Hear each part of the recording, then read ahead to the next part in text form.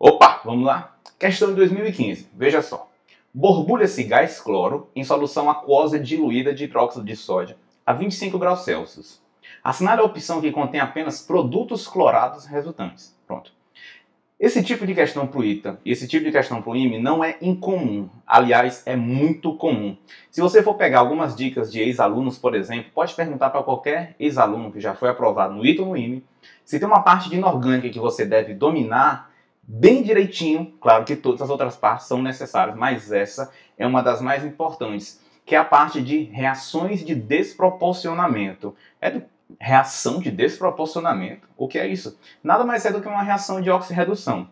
Mas eu vou te mostrar como isso é muito mais fácil do que o nome parece mostrar que é difícil. Então vejam, essa questão, claro, ela tem o selo pulo do gato.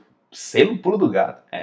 Aqui você vai precisar de uma dicasinha que é o pulo do gato para você resolver toda e qualquer questão que envolva essa ideia. Então venha comigo.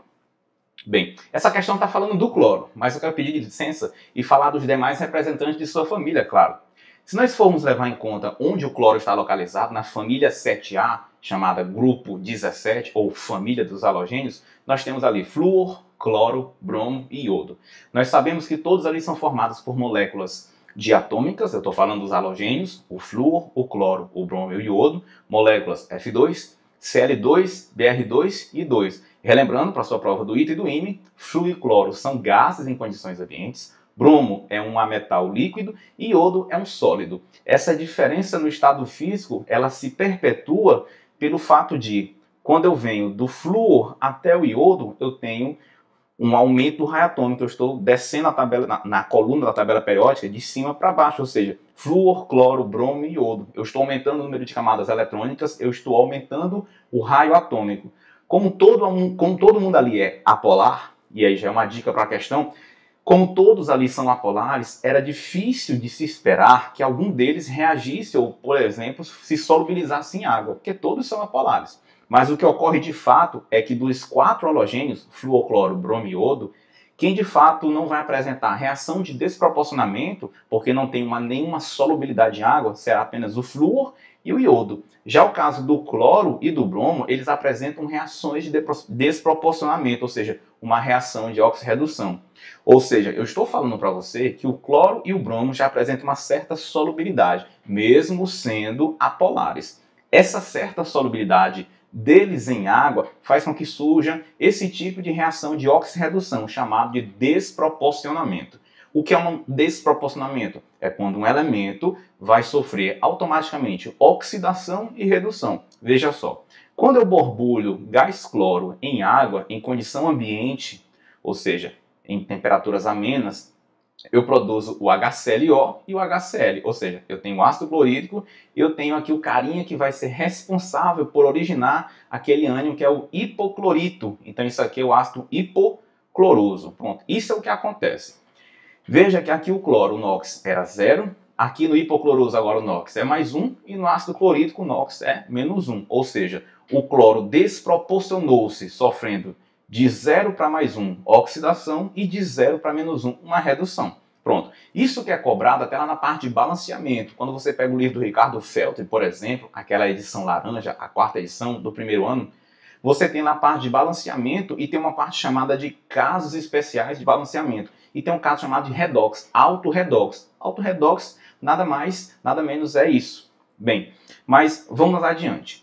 Isso aqui vai acontecer desse modo de que maneira, Éder? Vai acontecer a temperatura ambiente, na presença de soluções neutras ou levemente alcalinas. Muito cuidado com essas informações. Quando ocorrer temperatura ambiente, na presença de soluções neutras ou soluções levemente alcalinas, eu vou ter esses produtos. Lembrando que eu vou produzir o ânion cloreto e o ânion hipoclorito. Na questão ele já está dizendo, borbulha-se gás cloro em solução aquosa diluída de hidróxido de sódio a 25 graus Celsius, ou seja, temperatura considerada ambiente no padrão. Assinale a opção que contém apenas os produtos clorados resultantes. Bem, como são feitas essas reações aqui no caso em temperatura ambiente, eu já sei que o ânion vai ser o HClO, o ânion vai ser o ClO menos. que é o hipoclorito, e o Cl-. Mas é daqui tu mostraste o HClO e o HCl. Claro, veja só, esses caras são os ácidos, considerando que eles estão dissociados. Eu sei que o HClO é um ácido fraco, mas eu considerando que ele esteja dissociado, esteja ionizado, melhor dizendo, eu tenho o íon hipoclorito e o ânion cloreto. O nosso gabarito seria a letra B. Mas claro que para o ITA você precisa saber algumas coisas a mais. Então me acompanhe.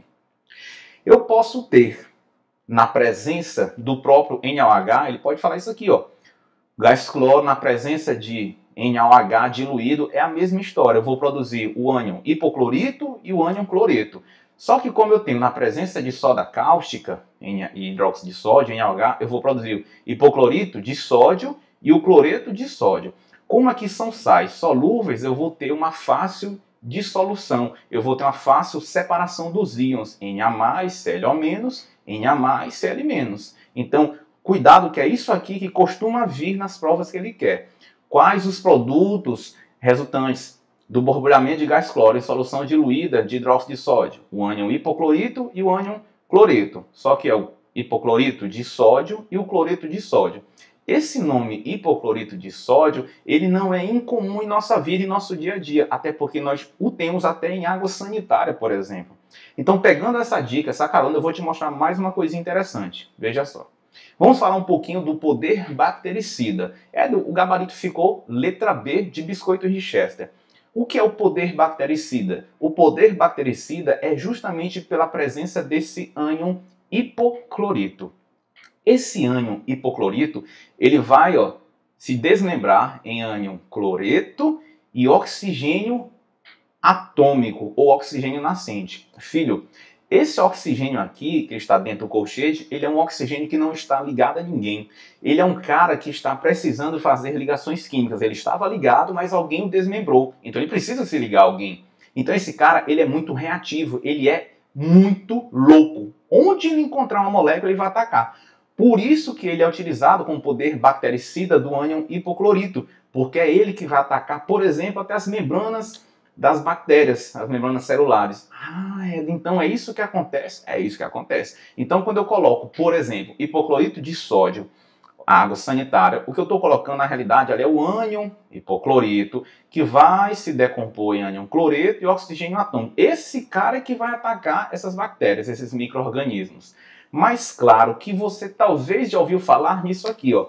Éder, lá em casa tem piscina. Eu ouço o papai e mamãe falar que depois de um tempo tem que ficar repondo cloração, porque o cloro evapora. Olha, quando você ouvir falar que o cloro está evaporando na piscina e você tem que repor, na realidade não é que o cloro esteja evaporando, é porque o ânion hipoclorito está perdendo o seu poder bactericida. Como é que vai perder esse poder bactericida? Porque ao longo de mais ou menos uma semana, ao longo dos dias, o ânion hipoclorito vai se desproporcionar no ânion clorato e no ânion cloreto. E isso vai perder o efeito aqui, ó. Cadê o oxigênio atômico nascente? Não tem. Mas fique muito ligado para o ITA. O ITA pode perguntar para você o seguinte: tem como produzir esse ânion clorato e o ânion cloreto? Tem. E outra coisa, se eu colocar esse ânion hipoclorito em condições mais fortes, ou seja, em condições mais drásticas, aumento de temperatura, ou na presença de base muito forte, ele vai se transformar no ânion clorato e cloreto. Então, fiquemos a dica. O poder bactericida vem do fato de um ânion hipoclorito, do respectivo sal. Por que eu uso sal? Porque o sal, hipoclorito de sódio, por exemplo, ele se dissocia melhor do que o próprio ácido hipocloroso. Então, eu tenho ele se decompondo em cloreto e oxigênio atômico. Só que com o passar dos dias esse poder vai diminuindo e o pessoal chama no dia a dia de que o cloro está evaporando. Não é que ele está evaporando, ele está perdendo o poder bactericida porque ao longo do tempo ele vai se transformar em clorato e cloreto. Mas veja como é que o ITA pode te cobrar. Resumindo tudo isso que eu te falei, veja o seguinte: se eu borbulhar gás cloro em solução aquosa diluída de soda cáustica, hidróxido de sódio, isso aqui acontece em temperatura ambiente, ali cerca de 25 graus Celsius, eu vou produzir o ânion hipoclorito e o ânion cloreto, ou seja, o hipoclorito de sódio e o cloreto de sódio. Mas se eu colocar borbulhamento de gás cloro na presença de água com base forte, concentrada, Aí eu vou produzir diretamente o clorato de sódio e o cloreto de sódio. Então, entenda, eu posso vir daqui, ó, de cima para cá. Como é que eu faço? Aqueço, submeto a condições mais drásticas. Mas eu posso ter dois possíveis produtos. E é isso que eles colocam nas provas, tanto do ITA quanto do IME. Cl2 com água, diluído, condição ambiente. NaClO, hipocloreto de sódio, e cloreto de sódio. Borbulhamento de gás cloro em água na presença de base forte e concentrada, hidróxido de sódio. Aí produz o clorato de sódio e cloreto de sódio. Então, muito cuidado com isso aqui. Então, nós vimos anteriormente, no nosso primeiro slide, que o gabarito ficou letra B, porque lá ele queria saber o que acontecia quando o cloro era borbulhado em solução aquosa diluída de NaOH. Produzia o quê? Quem eram os clorados? O hipoclorito, Cl- e o cloreto. Lembremos que aqui está em solução aquosa. Pronto. Se fosse em meio de soda cáustica, temperaturas mais elevadas, soda cáustica concentrada, era o clorato e o cloreto. Pronto? Eu trouxe para você mais um adendo. Eu trouxe mais uma questão, agora muito mais recente, 2016, que envolve essa parte. Eu vou te dar aqui um pulo do gato, o famoso Cat's Jump, só para te mostrar que nem sempre você tem que decorar essa penca de reações inorgânicas. Algumas reações inorgânicas eu devo saber? Sim, de fato. Mas algumas transformações que o ITA e o IME possam vir a te cobrar, você pode destrinchar ali no momento. Veja só.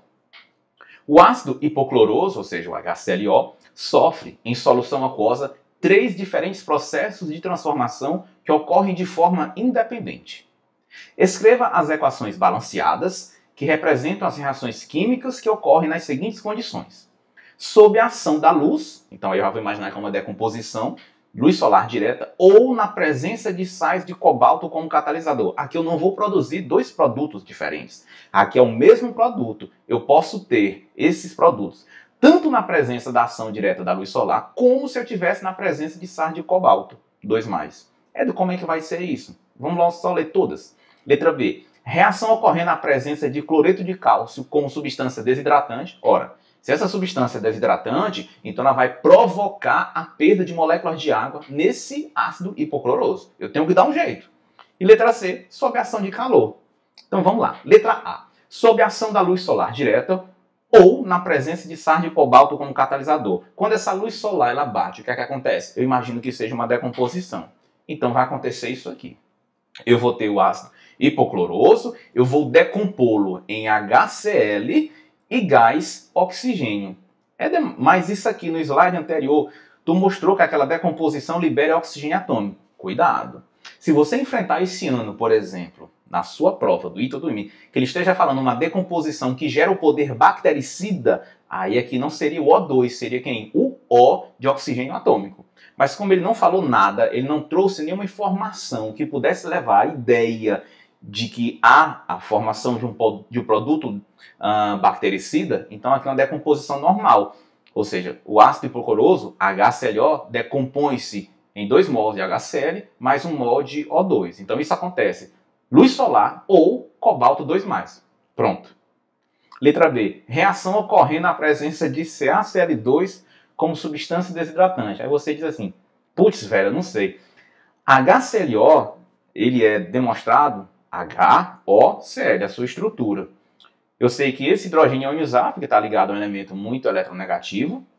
Ele é um oxiácido, inclusive fraco. Como é que eu vou desidratar esse cara? Filho, olha como é massa.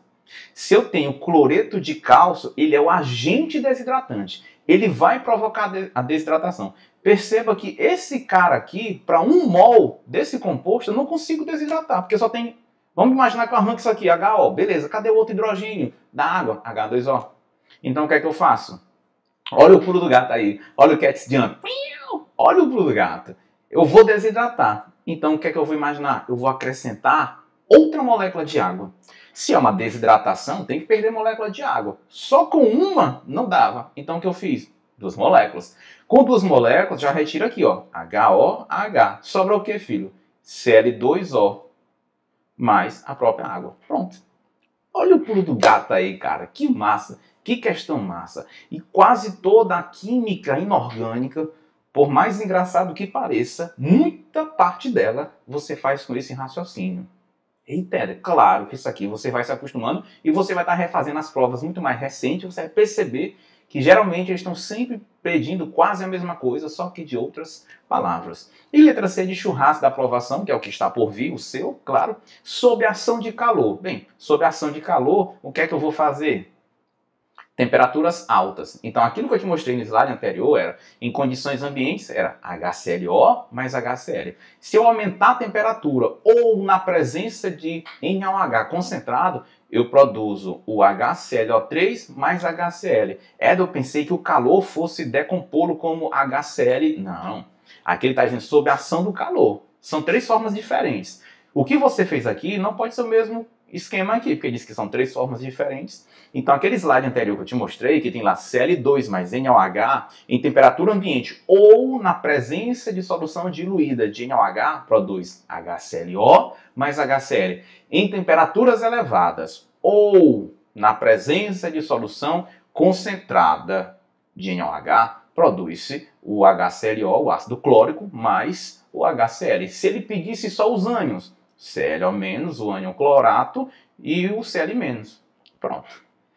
Meu pré-calouro e minha pré-caloura, nós chegamos ao final desse vídeo de uma grande série de vídeos aí quase que diários na sua preparação do ITA e do INE. Se você gostou desse vídeo, eu peço que você compartilhe. Se você ainda não for inscrito no canal, por favor, inscreva-se e compartilhe com seus colegas, com as pessoas que você mais gosta, essa dica que eu vos trouxe. Então, até a próxima e lembre-se sempre que vamos em frente, que atrás tem concorrente.